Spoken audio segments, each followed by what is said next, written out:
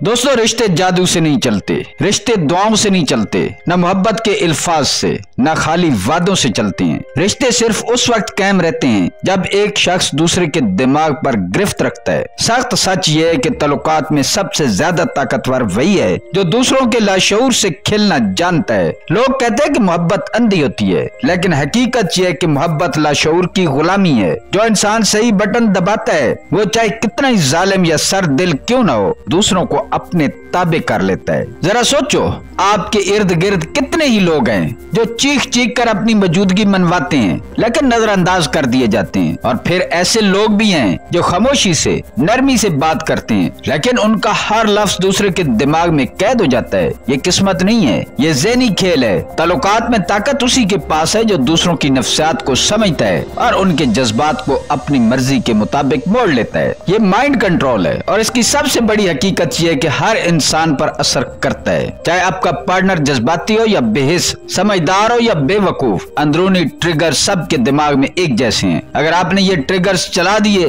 तो सामने वाला लाशऊरी तौर पर आपका गुलाम बन जाएगा। लेकिन यहाँ एक कड़ी शर्त है, ये हथियार अगर सिर्फ काबू पाने के लिए इस्तेमाल करेंगे तो ताल्लुक टूट जाएगा, क्योंकि गुलामी कभी देर पा नहीं होती। असल ताकत तब है जब आप इसे राहनुमाई और बेहतर कनेक्शन के लिए इस्तेमाल करें। फर्क सिर्फ नियत का है, या तो आप किसी को तोड़ेंगे या जोड़ेंगे। और अब सवाल यह है कि वो कौन से नफ्सियाती हथियार हैं जो रिश्तों को जीतने के लिए सबसे पहले वार करते हैं। आइए अगले हिस्से में इस पर बात करते हैं। पार्ट 1, ताल्लुकात में ज़हनी हथियार। नंबर 1, रेसिप्रोसिटी, बदले की नफ्सियात।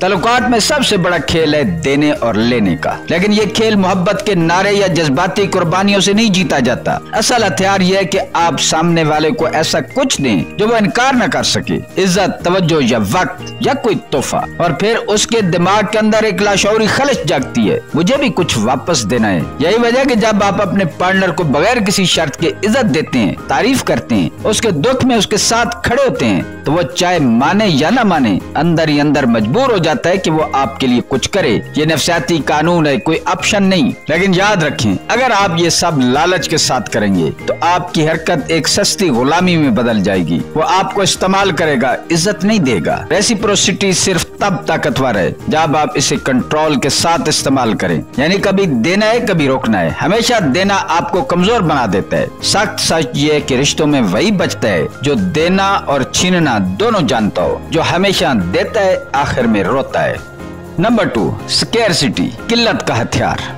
दोस्तों, मोहब्बत में सबसे बड़ी गलती यह है कि आप हर वक्त दस्तयाब हो जाएं। यही रवैया आपकी कीमत गिरा देता है। याद रखें, इंसान हमेशा उस चीज को कीमती समझता है जो मुश्किल से मिले। अगर आप हर कॉल, हर मैसेज का फौरी जवाब देते हैं, हर वक्त मौजूद रहते हैं, तो आप अपनी वैल्यू को खुद तबाह कर रहे हैं। स्केर्सिटी का असूल ये कहता है कि कमी कशिश पैदा करती है। जब आप अपना वक्त महदूद कर देते हैं, अपनी मौजूदगी नायाब बना देते हैं, तो दूसरा शख्स लाशऊरी तौर पर आपको कीमती समझने लगता है। उसके दिमाग में अर्जेंसी पैदा होती है, अगर मैंने अभी इसे ना पाया तो शायद ये मौका दोबारा न मिले। ताल्लुकात में सबसे बेवकूफ वही होते हैं जो हर वक्त हाजिर रहते हैं। आपको अपनी अहमियत साबित करने के लिए खुद को नायाब करना पड़ेगा। कभी खामोशी ताकतवर जवाब होती है, कभी देर से जवाब देना ज्यादा असर डालता है। मोहब्बत में किल्लत दिखाने वाला जालिम लगता है, लेकिन हकीकत यह है कि यही तरीका आपकी इज्जत और वैल्यू को कायम रखता है। जो हमेशा हाजिर है वो जल्दी बेकार लगता है। नंबर 3, सोशल प्रूफ, लोगों की गवाही का दबाव।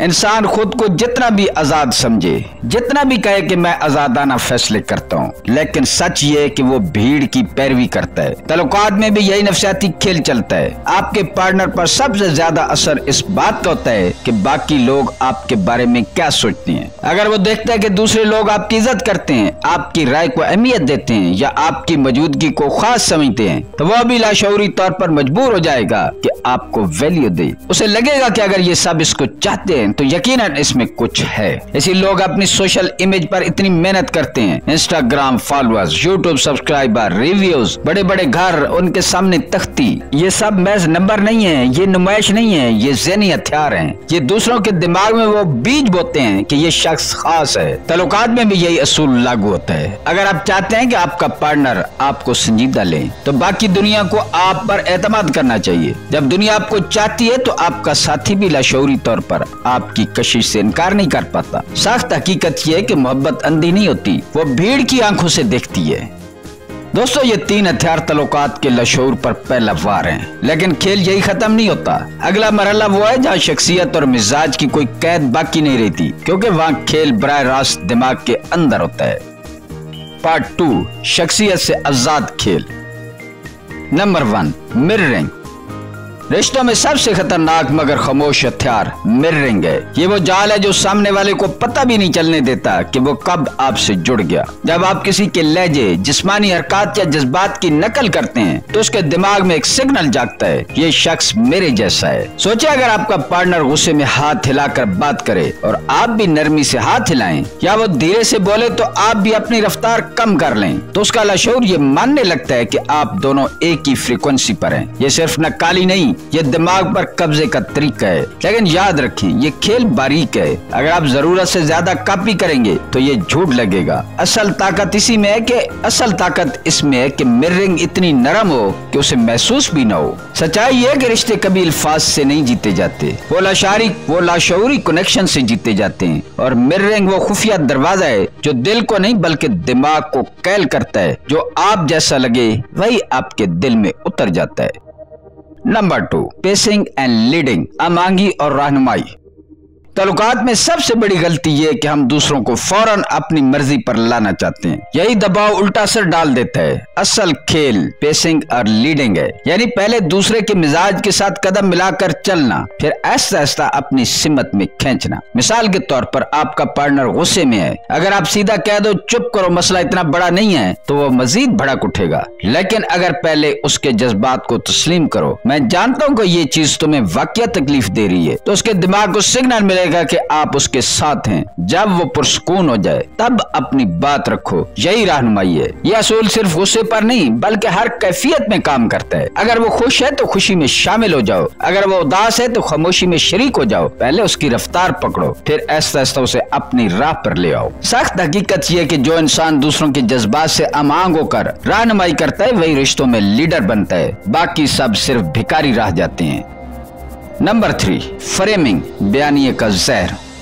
रिश्तों में असल जंग हकीकत की नहीं बल्कि बयानिए की होती है। हकीकत एक ही रहती है, लेकिन आप उसे किस जाविये से पेश करते हैं ये सब कुछ बदल देता है। यही है फ्रेमिंग। फर्ज करें आप अपने पार्टनर से कहें कि ये काम आपने लाजमी करना है, चाहे आपके पास वक्त हो या ना हो, तो उसके दिमाग में मजामत पैदा होगी। लेकिन अगर आप वही बात बदल कर कहें कि ये तुम्हारे लिए एक मौका है, तुम अपनी सलाहियतें दिखा सकते हो, तो रद्द अमल फौरन बदल जाएगा। अल्फाज वही हैं, हकीकत भी वही है, लेकिन बयानिया बदलने से पूरा असर पलट गया। फ्रेमिंग रिश्तों में लाशऊरी कंट्रोल है। आप अपने पार्टनर के दिमाग में हकीकत को नए चश्मे से दिखाते हैं। वो खुद सोचता है कि उसकी अपनी राय है, हालांकि ये आपकी डाली हुई तारीफ है। ये वो जगह है जहाँ तल्लुकात का मुस्तकबिल तय होता है। जो फ्रेमिंग जानता है वो तलख हकीकत को भी मीठा बना देता है। जो नहीं जानता वो सच बोलकर भी नफरत कमाता है। सख्त सच ये है कि तल्लुकात में अल्फाज की कीमत नहीं, अल्फाज का जाविया कीमत बनाता है। दोस्तों, ये हथियार शख्सियत, मजाज और हालात से बालातर है। चाहे सामने वाला कोई भी हो, ये ट्रिगर्स उसके लाशऊर को काबू कर लेते हैं। लेकिन अब सवाल ये कि क्या इन सब का इस्तेमाल हमेशा जायज है या कहीं ये खतरनाक सरहदों को पार कर जाते हैं? यही खेल का अगला पहलू है। पार्ट 3, इखलाकी और गैर इखलाकी हदें। तल्लुकात में नफसियाती हथियार इस्तेमाल करना कोई खेल नहीं, ये वो ब्लेड है जो एक तरफ मोहब्बत को मजबूत कर सकता है और दूसरी तरफ एतमाद को भी काट सकता है, जिससे आपका रिश्ता खत्म हो सकता है। असल सवाल ये नहीं है कि ये तकनीकें काम करती हैं या नहीं, बल्कि ये है कि आप इन्हें किस नीयत से इस्तेमाल करते हैं। इखलाकी हदूद के अंदर इस्तेमाल। इखलाकी इस्तेमाल वो है जब आप ये हथियार किसी को तोड़ने के बजाय जोड़ने के लिए इस्तेमाल करें। जब आप मिररिंग करते हैं ताकि दूसरा आपको अपना करीबी समझे, या पेसिंग एंड लीडिंग इसलिए करते हैं ताकि आप अपने साथी को गुस्से या दुख से बाहर निकाल सकें। जब आप फ्रेमिंग का सहारा इसलिए लेते हैं ताकि वो हालात को मुस्बत जाविये से देख सके और उसके ज़हन से बोझ हल्का हो। ये सब इखलाकी हैं, क्योंकि मकसद दूसरा शख्स नहीं बल्कि ताल्लुक बचाना और बेहतर बनाना है। गैर इखलाकी हदूद। गैर इखलाकी इस्तेमाल तब है जब आप इन हथियारों से दूसरों को गुलाम बनाने की कोशिश करते हैं, जब मिररिंग के जरिए आप सिर्फ किसी को कमजोरियों को एक्सप्लॉइट करते हैं, जब आप पेसिंग एंड लीडिंग के बहाने आप जज्बाती ब्लैकमेलिंग करते हैं या फ्रेमिंग को इस्तेमाल करके हकीकत को मसख कर देते हैं ताकि दूसरा सिर्फ आपकी मर्जी का कैदी बन जाए। ये सब खेल वक्ती फायदा तो दे सकते हैं लेकिन अंजाम हमेशा जहर होता है। अगर एक दफा एतमाद टूट जाए तो फिर ये तकनीकें भी लाशऊर के जख्म नहीं भर सकती। दोस्तों, ये एक कड़वा सच है कि इखलाक और गैर इखलाक का फर्क बहुत बारीक है। एक कदम आपको हीलर बना देता है और दूसरा कदम मैनिपुलेटर। दोनों के हाथ में एक ही हथियार है, लेकिन तारीख हमेशा फैसला उस पर सुनाती है कि आपने उसे जोड़ने के लिए चलाया या तोड़ने के लिए। अब खेल आपके हाथ में है। ये हथियार या तो आपको अपने रिश्तों का बादशाह बनाएंगे या इन्हीं रिश्तों के कातिल। फैसला आप करेंगे कि आपने हीलर बनना है या मैनिपुलेटर। फैसला आपके हाथ में है। रिश्ते महज इत्तेफाक या किस्मत का खेल नहीं होते, ये दिमागों की जंग है। जो इंसान नफ्सियाती हथियारों को समझता है वो मोहब्बत को अपनी मर्जी के मुताबिक मोड़ लेता है। हमने देखा है कि स्केर्सिटी, रेसिप्रोसिटी और सोशल प्रूफ तल्लुकात में दूसरों को किस तरह आपके ताबे करते हैं। फिर mirroring, pacing and leading and framing ने दिखाया कि लाशऊर पर काबू पाने का फन कितना बारीक मगर मौलिक है। और आखिर में यह हकीकत खुलकर सामने आई है कि ये सब कुछ या तो ताल्लुक को बचाने के लिए या बर्बाद करने के लिए। सच्चाई ये है कि रिश्ते में कभी दोनों बराबर नहीं होते। हमेशा एक लीडर और एक फॉलोअर होता है। ये लीडर वही बनता है जो जज्बात पर नहीं बल्कि ज़हनों पर खेलना जानता है। बाकी सब सिर्फ इंतजार करते हैं कि उनके साथ क्या होने वाला है। लेकिन यहाँ असल कसौटी है कि आप इन हथियारों को किस नियत से इस्तेमाल करते हैं। अगर आप हीलर हैं तो ये तकनीकें आपके रिश्ते को फलाद बना देंगी। अगर आप मैनिपुलेटर हैं तो ये तकनीकें आपको वक्ती फतह देकर हमेशा के लिए तनाक कर देंगी, क्योंकि दिमाग जीतने के बाद भी दिल हमेशा गुलामी नहीं करता। तो अब फैसला आपके हाथ में है। आप चाहें तो इन राजों को अपने तल्लुक को बचाने का तेज धार हथियार बनाएं या फिर इन्हीं राजों से अपने रिश्ते को खुद अपने हाथों से कत्ल कर दें। आखिर में याद रखें, मोहब्बत अंधी नहीं होती। मोहब्बत सिर्फ उसकी गुलाम होती है जो ज़हनों को पढ़ना और काबू करना जानता है। दोस्तों, अगर आपने यहाँ तक सुना है तो ये इत्तेफाक नहीं है। आप वो इंसान है जो दूसरों के दिमाग को पढ़ना और काबू करना चाहते हैं। लेकिन याद रखें, ये खेल आधा सीखने से ज्यादा खतरनाक है। अगर आप वाकई इन राजों पर मुकम्मल गिरफ्त चाहते हैं तो अभी हमारे चैनल को सब्सक्राइब करें, नोटिफिकेशन को ऑन करें और हमारे चैनल की वीडियोस को देखें, क्योंकि हम अपनी वीडियोस में ऐसे ही गहरे नफ्सियाती राज खोलते हैं, वो राज जो आम लोग नहीं जानते। मिलते हैं किसी अगली वीडियो में। अल्लाह ताला आपका हामी और नासिर हो।